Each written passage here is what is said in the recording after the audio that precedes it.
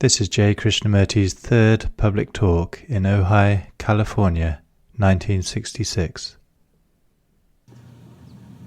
We will continue with what we have been talking about when we last met here last Saturday and Sunday.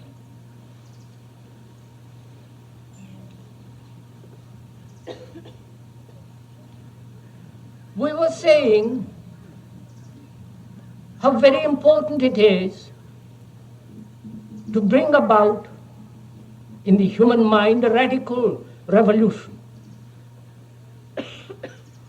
The crisis, and there are always crises in the world, especially now, it seems to me, is a crisis in consciousness.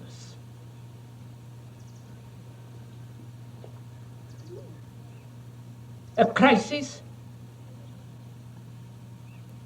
that cannot anymore accept the old norms, the old patterns,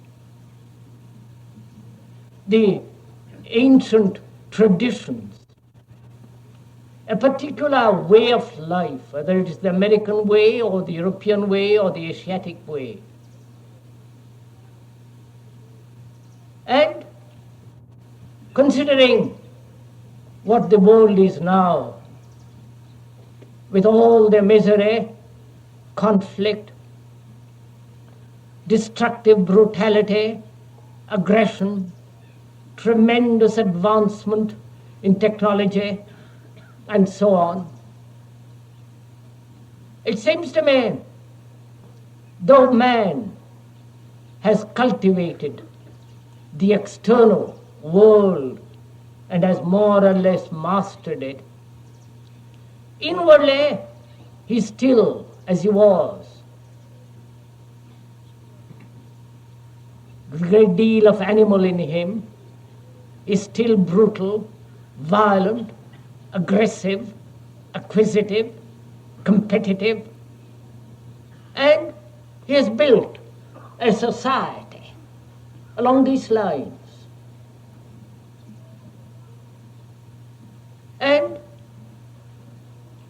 the more one observes, and I think almost everyone, unless totally blind, deaf and dumb, is aware of the extraordinary contradictions of human beings,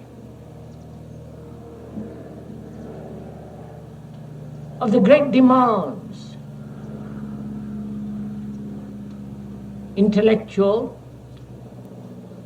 as well as a demand at a different level, a demand which is not emotional, not built on enthusiasm, not sentimental, but factual. And therefore, the factual, which is neither intellectual nor emotional, to understand it, there must be a great deal of passion.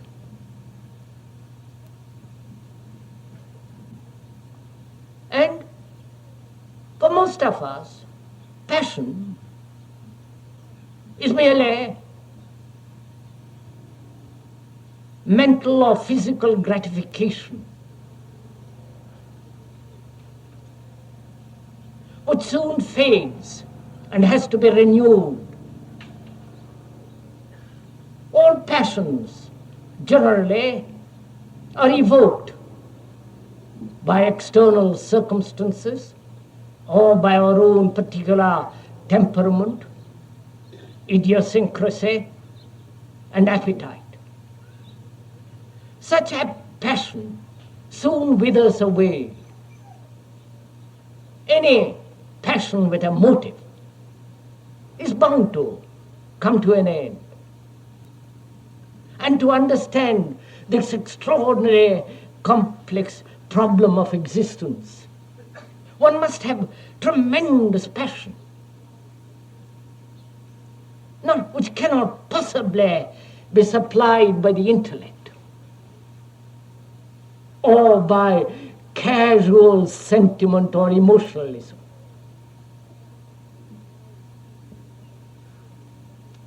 Or the passion aroused by committing oneself to a particular course of action, or belonging to a particular political or religious group, that does give certain quality of intensity,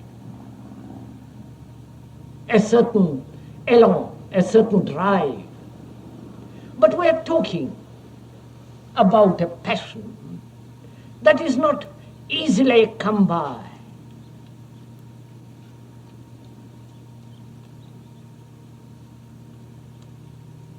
Because any passion for any action must be without motive.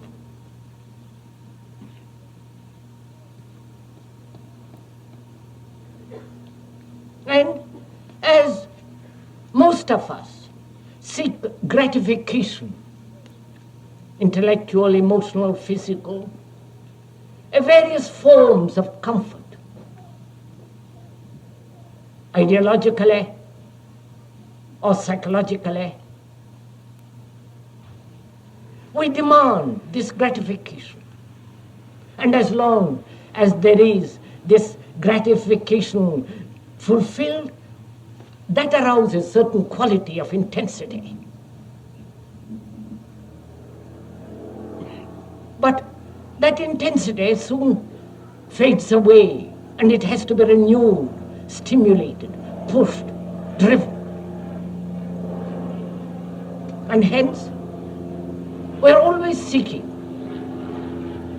a certain perpetuity, certain continuity of passion.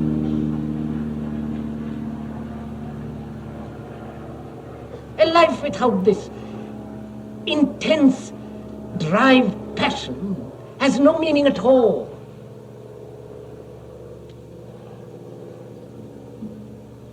Generally, one seeks an idea, a concept, a formula to which one can give oneself over to, and that from that there is a certain intensity, a certain passion.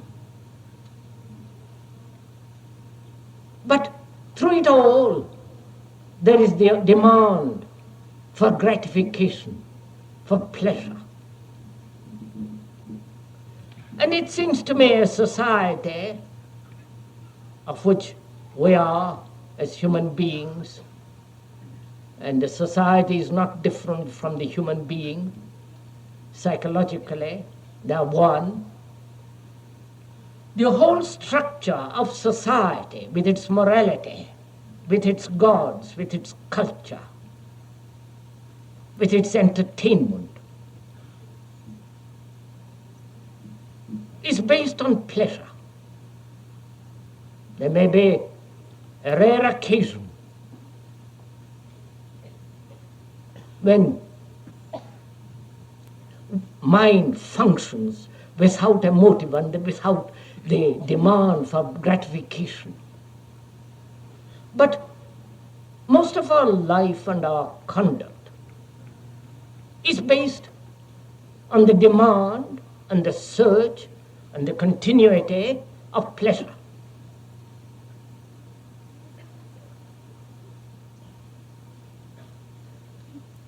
I hope when one is listening to this talk or to the various other talks that are coming,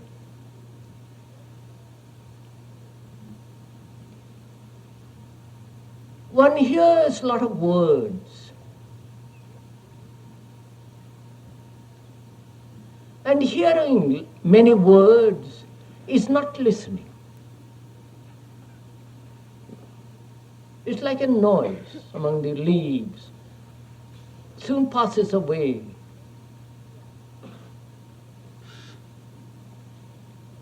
When we hear, we either accept or reject. Or We translate what we hear according to our knowledge, our background.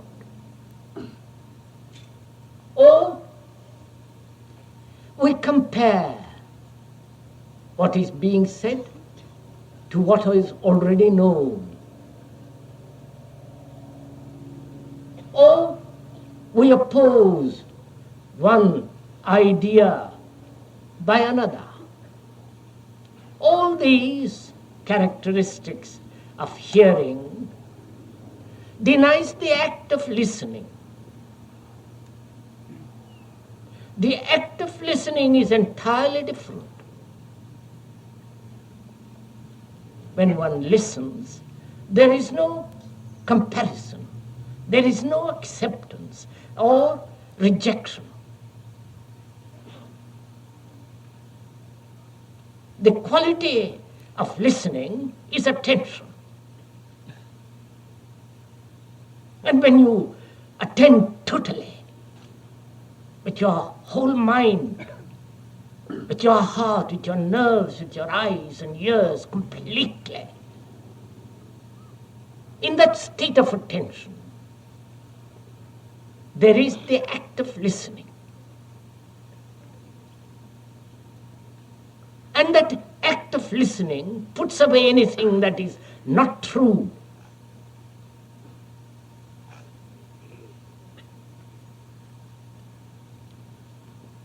When you give your whole attention to something,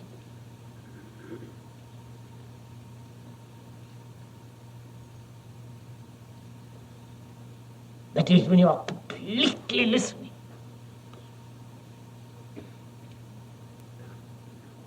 You listen to the totality of the thing.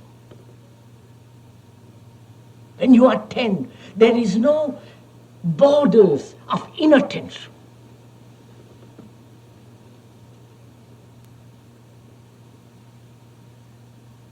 When you so intensely listen, you are listening to the birds, to the wind, to the breeze among the leaves. You listen to the slightest whisper that's about you.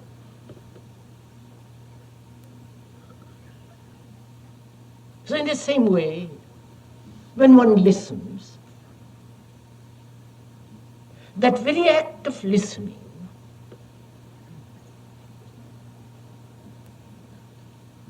brings about a total attention in which you see the totality and the whole significance and structure of what is being said.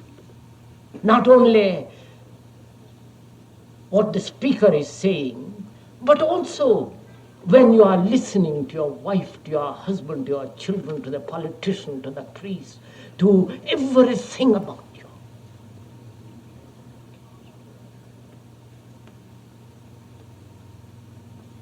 Then there is no choice.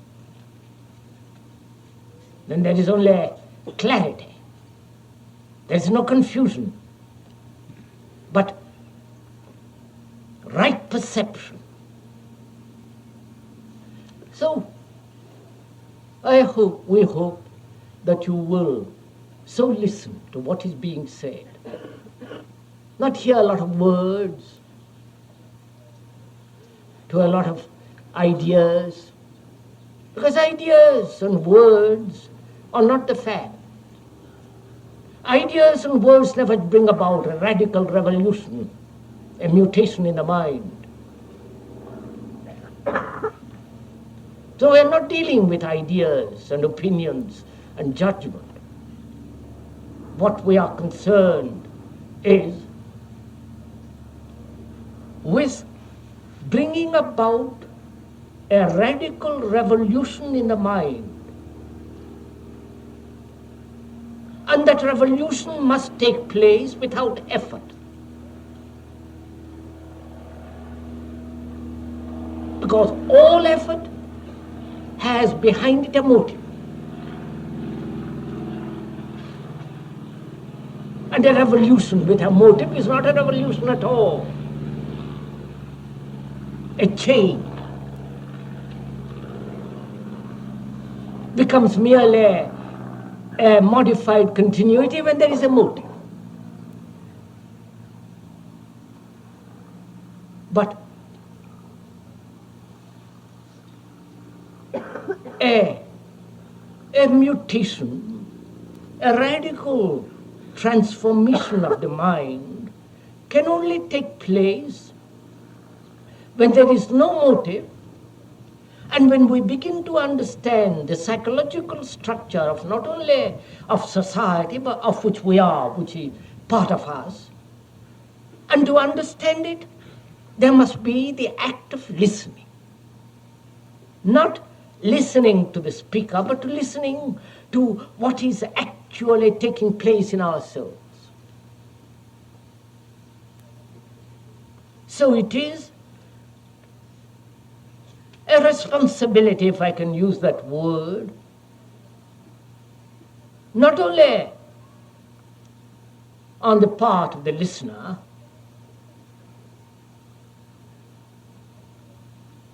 but also how you all listen. Because we are taking a journey together. I hope you don't mind if I take my coat off. We are taking a journey together into the whole psychological structure of man.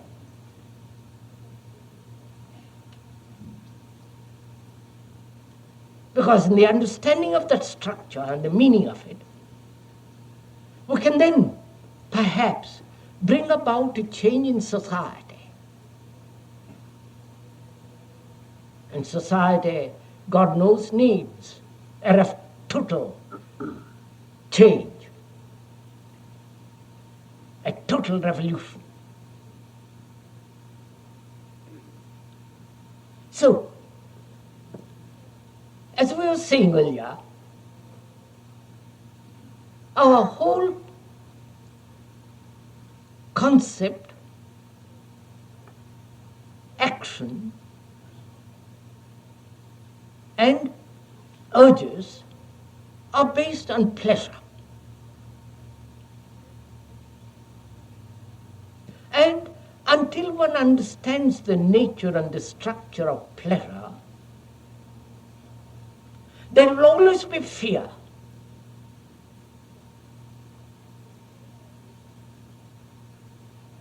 Fear not only in our relationships with each other, but fear of all life, the totality of existence. So without understanding pleasure, there can be no freedom from fear.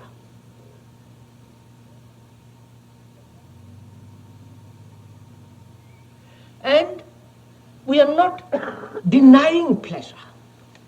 We are not advocating puritanical way of life, a suppression of pleasure or a substitution of pleasure, or the denial of that thing that we call great satisfaction. We are examining it. And in examination, there must be freedom from opinion. Otherwise you can't examine.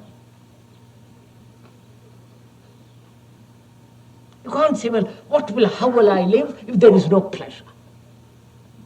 And but when you are certain that one cannot or can live without pleasure, you're already blocking all examination, therefore all discovery, all understanding of something, understanding of the problem totally anew. So we are examining pleasure, we are not condemning it.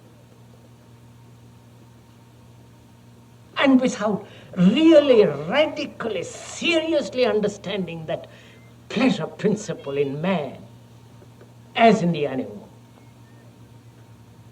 we shall live within the borders of fear, always, which is fairly obvious.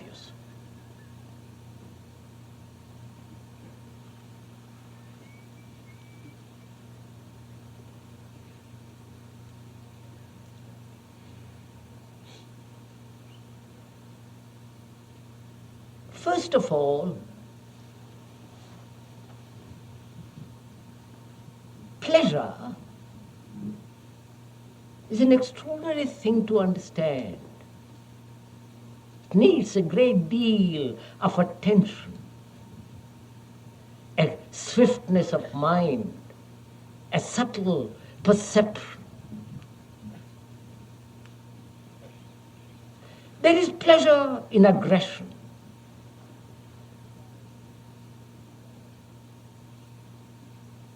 There is pleasure in violence.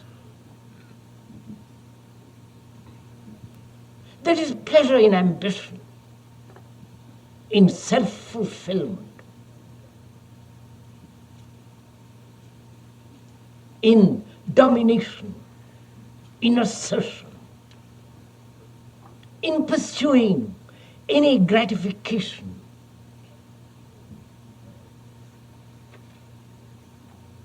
There are various forms of pleasure into which we don't have to go in detail.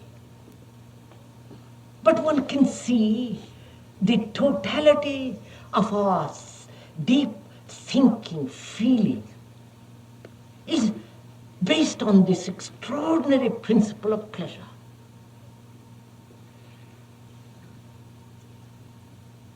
Our relationships are based on it. And our morality. And the gods that the mind through fear has invented, the saviors, the masters, the leaders and so on, is essentially based on that pleasure which gives gratification.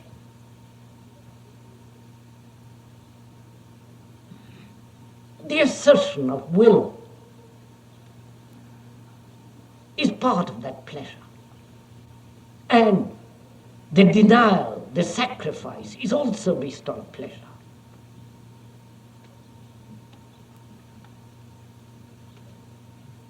So one has to understand it. And to understand it, there must be neither withholding nor denying that quality, that principle of pleasure. And that's very difficult to do because we are so heavily conditioned to accept and to function with the motive of pleasure, with gratification. Therefore, we are always limiting our total attention.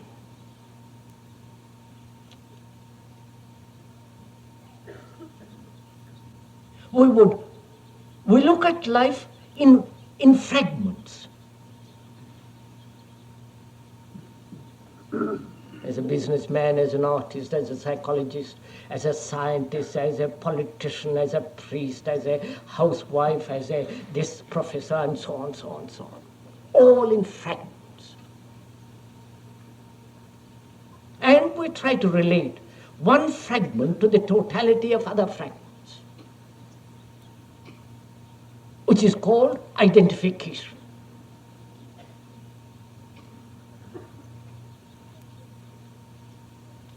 And as long as the particular totality, particular fragmentation exists, one cannot possibly see the total. If one says, I must have a certain pleasure and I'm going to hold on to it at any price, then we will not comprehend or see the total pattern of pleasure.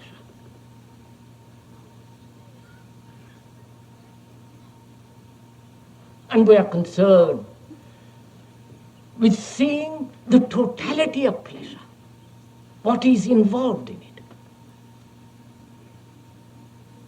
The pain, the frustration, the agony.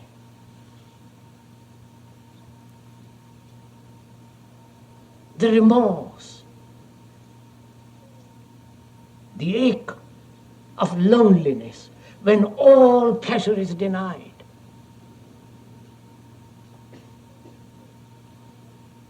And naturally, escape from all that through various forms, which again is the continuation of pleasure.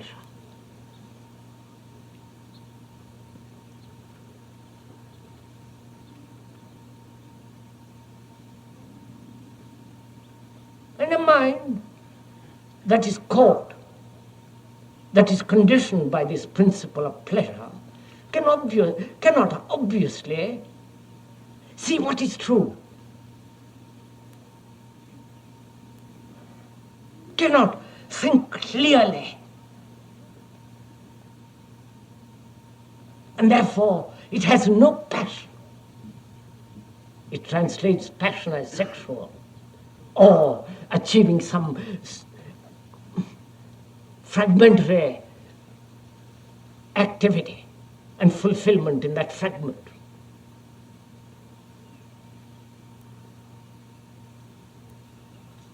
So where there is no understanding of pleasure, there is only enthusiasm, sentimentality, which evokes brutality and callousness and all the rest of it. So what is pleasure? Because without understanding pleasure, there is no love. Love is not pleasure. Love is not desire. Love is not memory.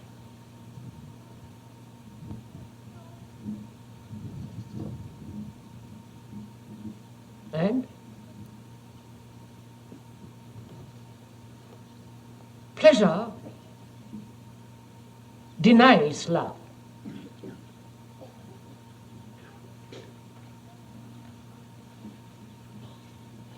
Therefore, it seems to me, it is important to understand this principle. Surely, pleasure is desire.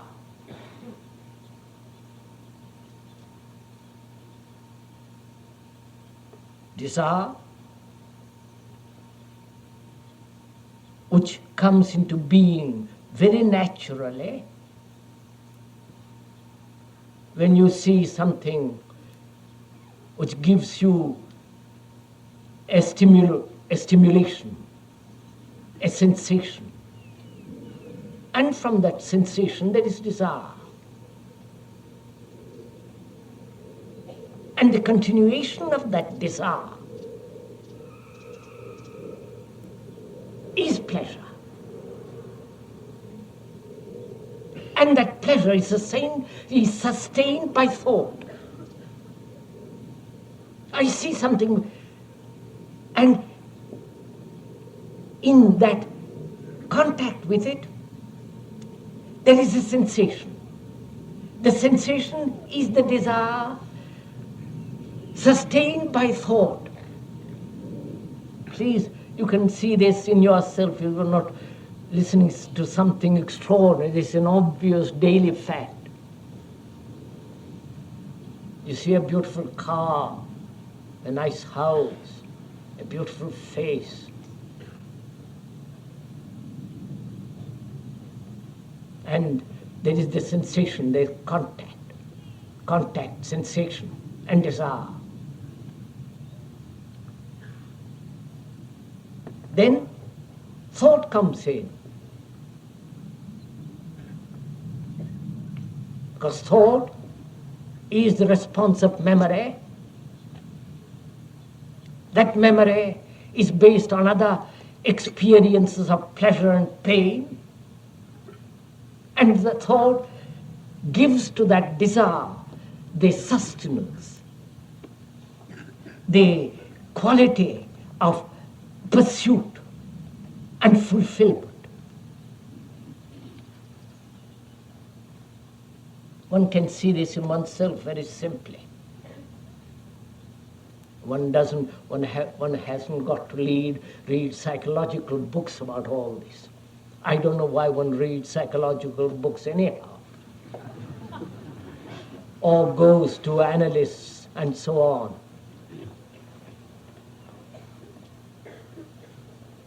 It's all, if one observes, it's all there in front of you. And the quality of observation cannot be taught by another.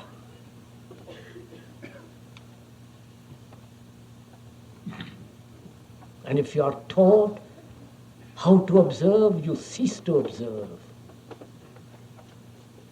Then you have merely the technique of observation, which prevents you from actually seeing. So this whole concept of going to somebody to be taught, to be analyzed, to be psychologically informed about yourself seems to me so utterly immature.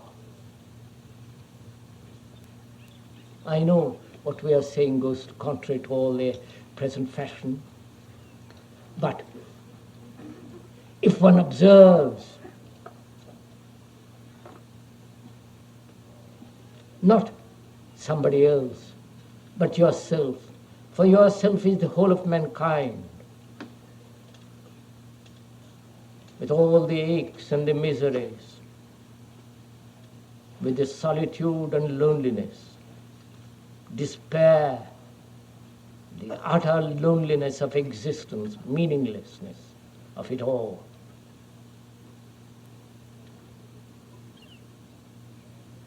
But in that observation, we are so anxious to resolve everything quickly. We haven't the patience nor the intention to observe clearly. And when you do so observe, it unfolds endlessly, which is life itself. Then you know you are not dependent on anybody, on any psychologist, on any theologian, or any priest, or any dogma.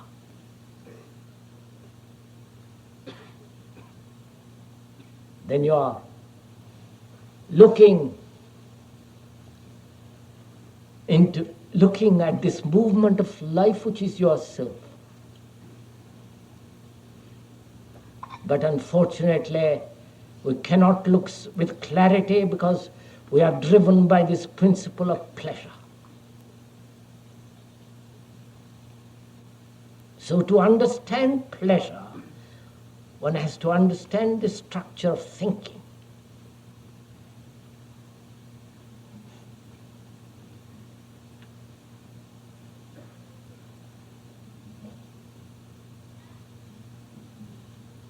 Because it's thought that gives continuity to pleasure. I've had an experience of pleasure yesterday, of different kinds, and thought thinks about that pleasure.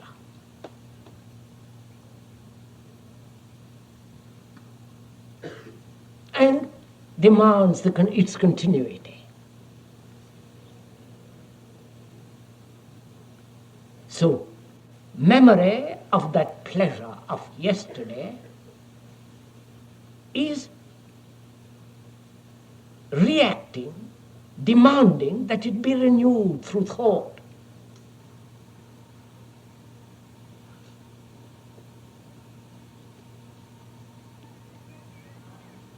And thought is time. I hope all this is not becoming too difficult and abstract. I don't think it's abstract, but it may be rather complex, but it's not even really. If you are actually following not what the speaker is saying so much, but what is actually taking place in yourself. After all, what the speaker is saying is a mirror in which you are looking at yourself.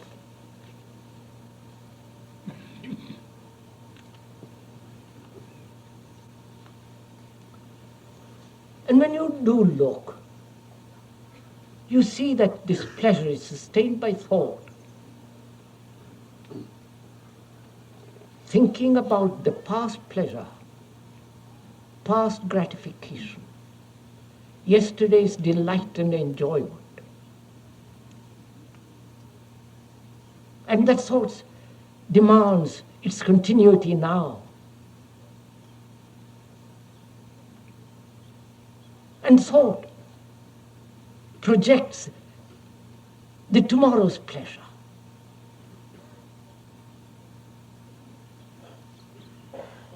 And thought creates the past, the present, and the future, which is time.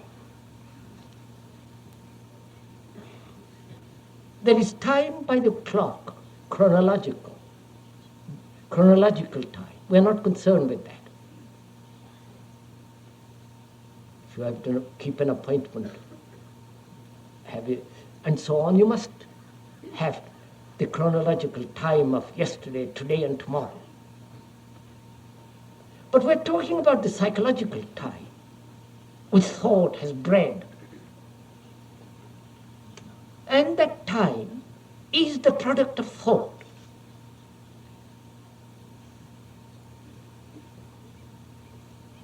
I have had that pleasure, I am going to have it, and I shall have it. This time quality is created by thought, bred, put together by thought. And thought is time, and it is time that creates fear.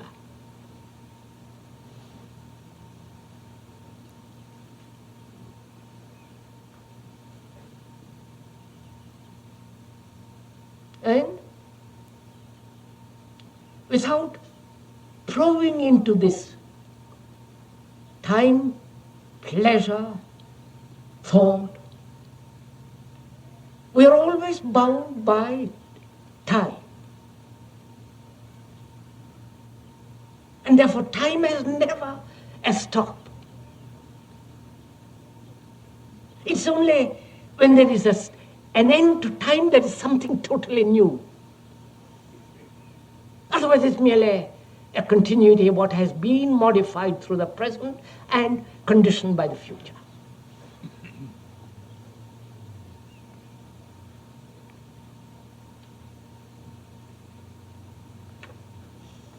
As one can observe, love is not of time. It has nothing to do with memory.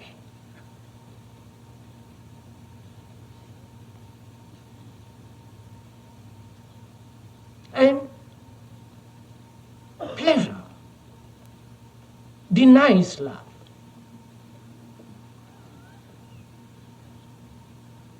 And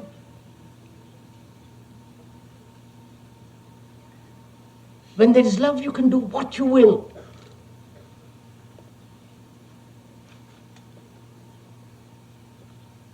And it's only pleasure that is destructive.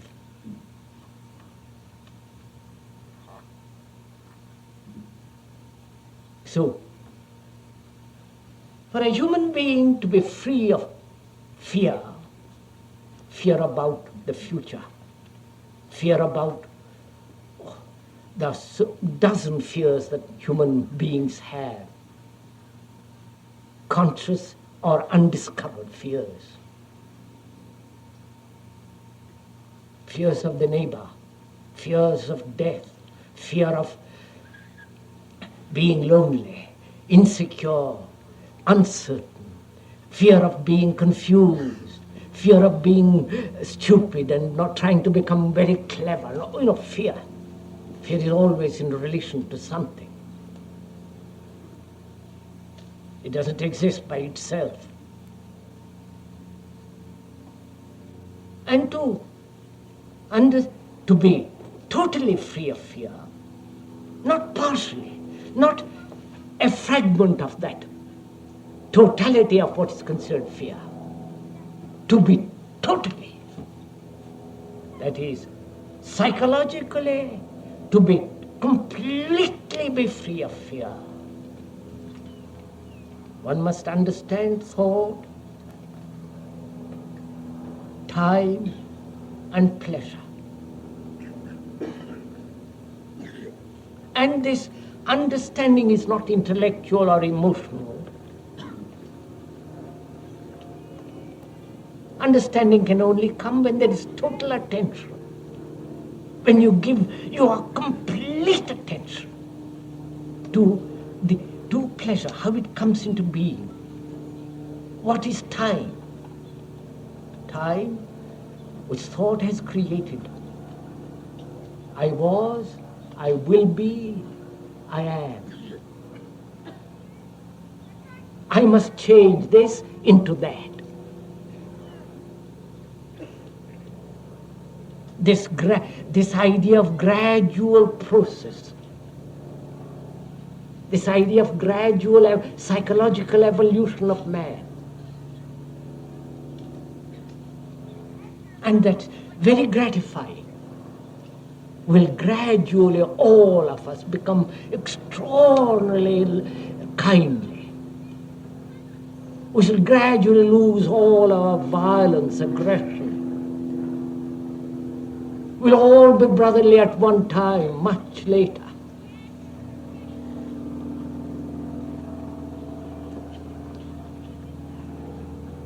This gradual concept, which is generally called evolution psychologically,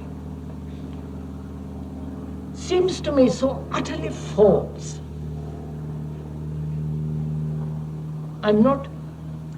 We are not offering an opinion. This is a fact.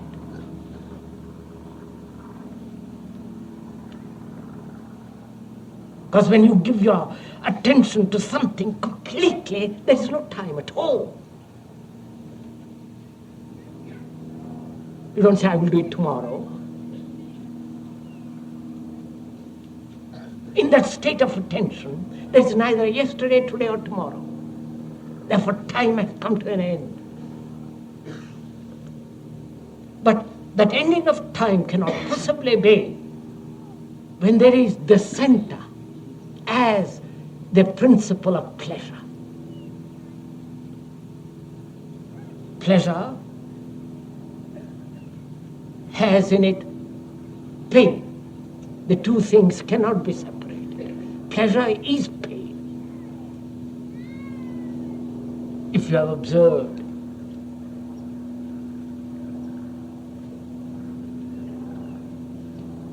so you cannot possibly psychologically avoid pain if you are pursuing psychologically pleasure. We want the one and we don't want the other. This demand for the continuation of a certain pleasure is the center from which we think, function, and act. And therefore that center, call it the ego, the me, the doesn't matter what it is,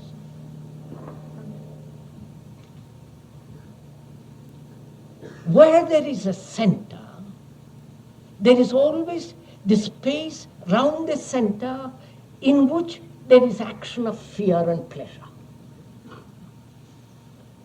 Right?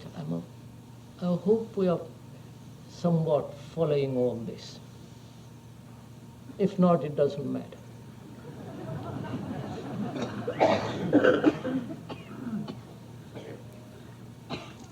Because probably most of us not given total attention to for a long, for a period of time,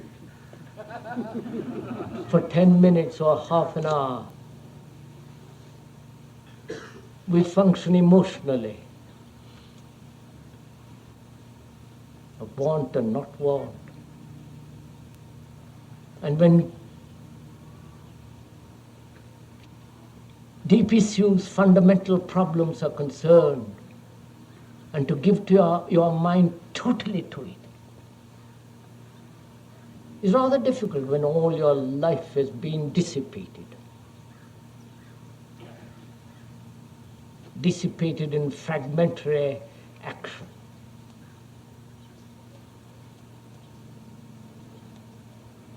And when we do act totally, we only do it when there is a crisis.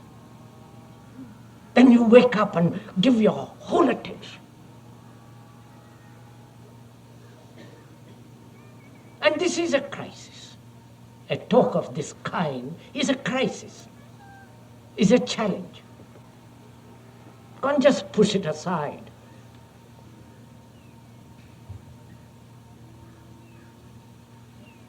Therefore, it may be rather difficult, maybe perhaps arduous to follow all this. But it won't be arduous if you're following your own state of mind. You know, it's like sitting on the bank of a river and watching the river waters go by. And when you so watch, there is neither the observer nor the observed.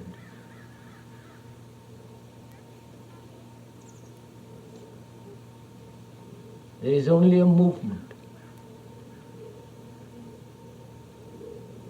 But that to observe, that there must be no fear, no time, no sense of pleasure and the demand for gratification. Then in that state you can observe the whole movement of life. The movement of life which is agony, despair, the ache of meaningless existence, the routine, the boredom, the great fears as of death, which we'll talk about another day. So you can watch all this. And when you so observe, the observer is that which is observing. And then you can go beyond all this. And the mutation can only take place in the mind when time, pleasure, and fear have come to an end, and therefore there is a certain dimension of quality which cannot be approached through thought.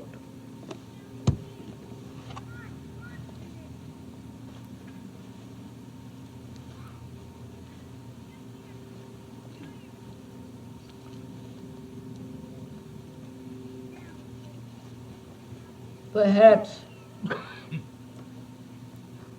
you know, ask some questions with what we have talked about what we have talked, and see if we can't go into these questions. Please, would you mind making the questions short? Don't get up, please. I'm confused about what you said about pleasure, because I don't see the distinction between pleasure and the desire for gratification. I'd like to know, what is the sensation that you get when you look at a painting? Because I would define that as pleasure without desire. And that's a good kind of pleasure. Pleasure is good.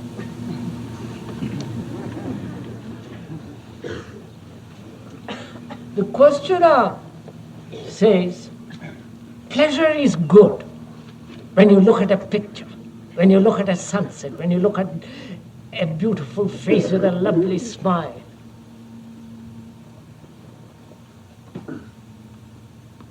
Pleasure, the questioner says,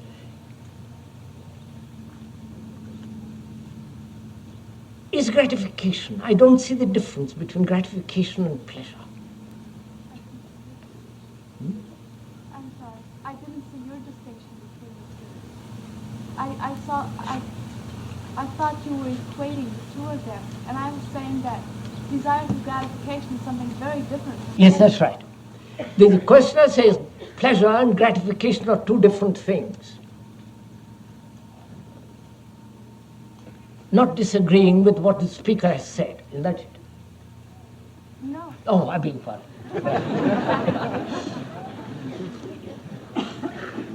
Pleasure is love. Huh? That kind of pleasure brings love. That kind of pleasure brings love, is that it? Right. Now,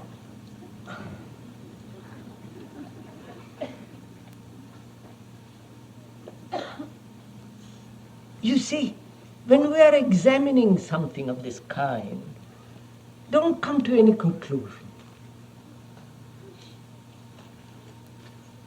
Don't say pleasure is love or not love. We're examining.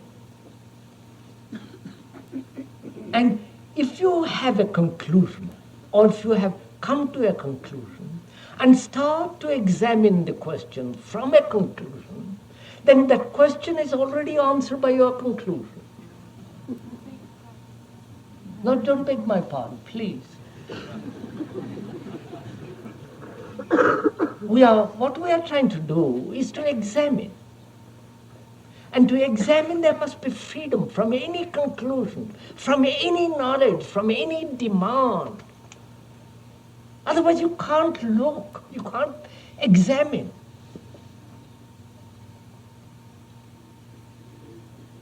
And that's one of the most difficult things in life to do. Because we've got opinions, dozens of them. And we are so willing to offer opinions. You know, it's only the fools who offer opinions. The wise man has no opinions.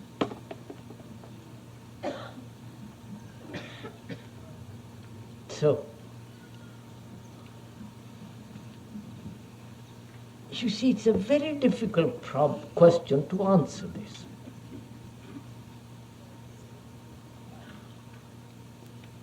You know, when you look at a sunset,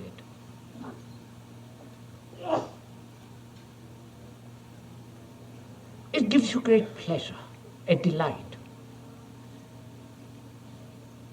That delight at that moment is intense, and your mind and your whole being is absorbed by the beauty of it.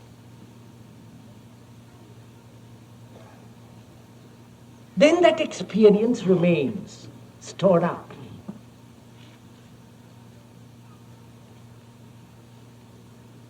And next evening, you demand that same experience to be repeated.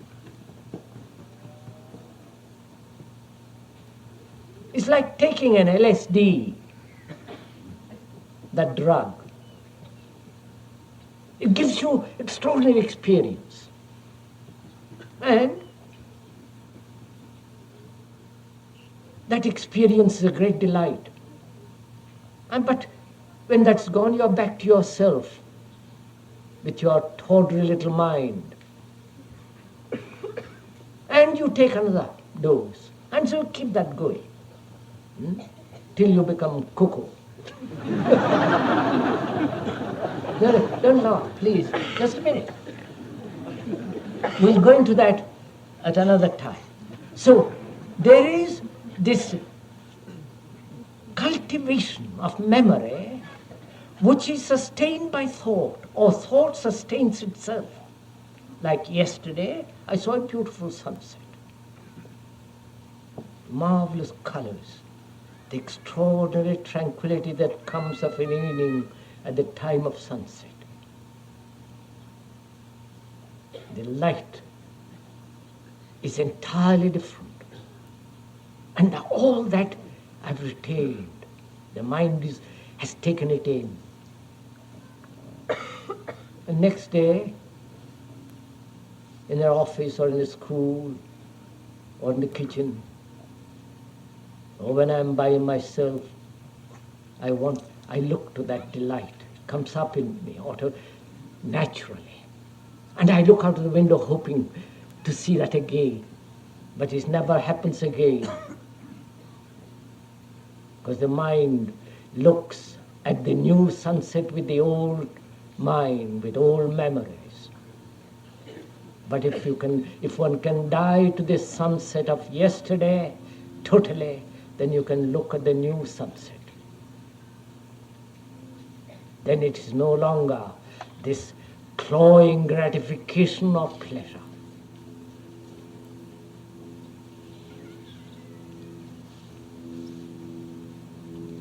Yes, sir. I'm confused about the difference between pleasure and joy. You think about joy and how all this is like and unlike pleasure. Sir, what is the difference, the questioner says, between joy and pleasure? I'm afraid you have to make the question short, brief, as I have to repeat it. What's the difference between pleasure and joy? Don't we know it?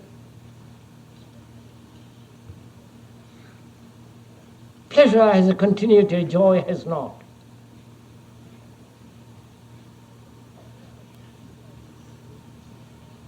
When you say, I am joyful, it's already finished.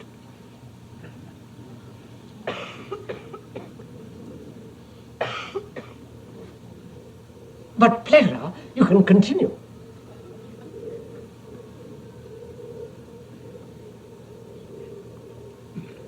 Therefore, pleasure is a continuity of that which gave you gratification or pleasure yesterday, and that through thought you can continue today, tomorrow, and sustain it.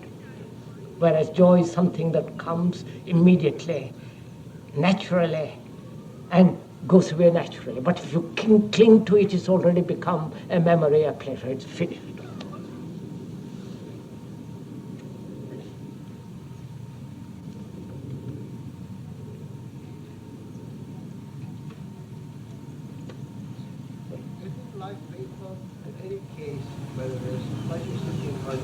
What, sir? I can't hear. Isn't life painful in any case? Life is painful. Isn't life painful in any case? It all depends. If you're a bad liver, it is.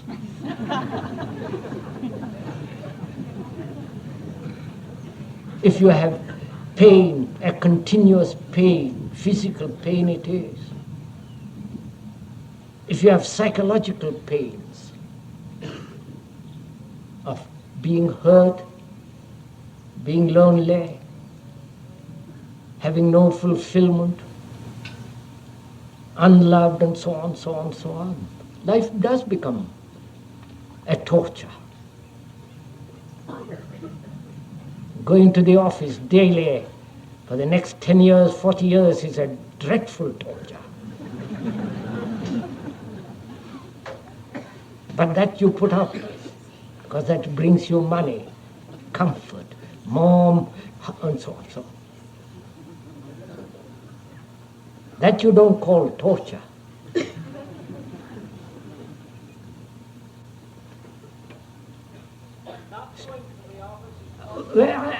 A moment, Simon, we have not finished that question. Sirs, please, this is not an entertainment, please. Please, sir, I'm finishing that question. Please, this is not an entertainment. Well, how do you fit? Wait a minute, madame, and I stop. Wait a minute, I'm trying to ask. You know, if we understand one question rightly, all questions are answered.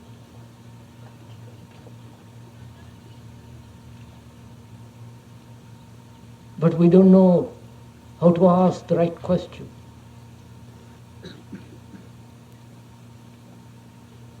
And to ask the right question demands a great deal of intelligence and sensitivity.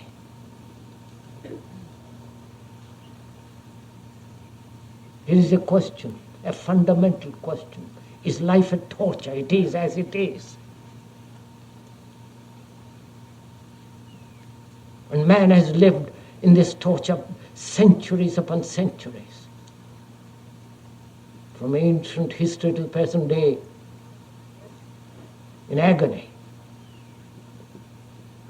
in despair, in sorrow. And he doesn't find a way out of it. Therefore he invents gods, churches, all the rituals and all that nonsense.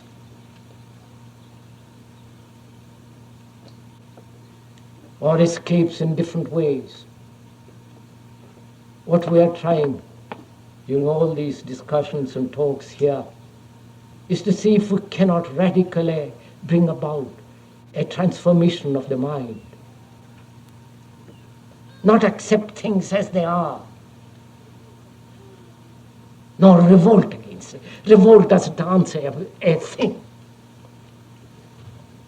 But to understand it, to go into it, to examine it, give your heart and your mind with everything that you have to find out a way of living differently.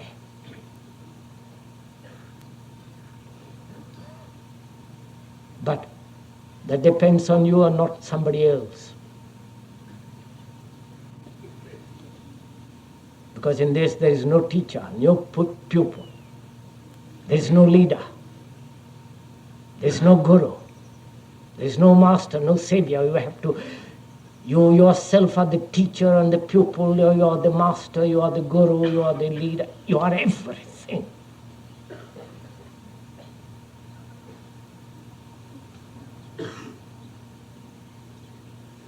And to understand is to transform what is. I think that's been enough, won't it?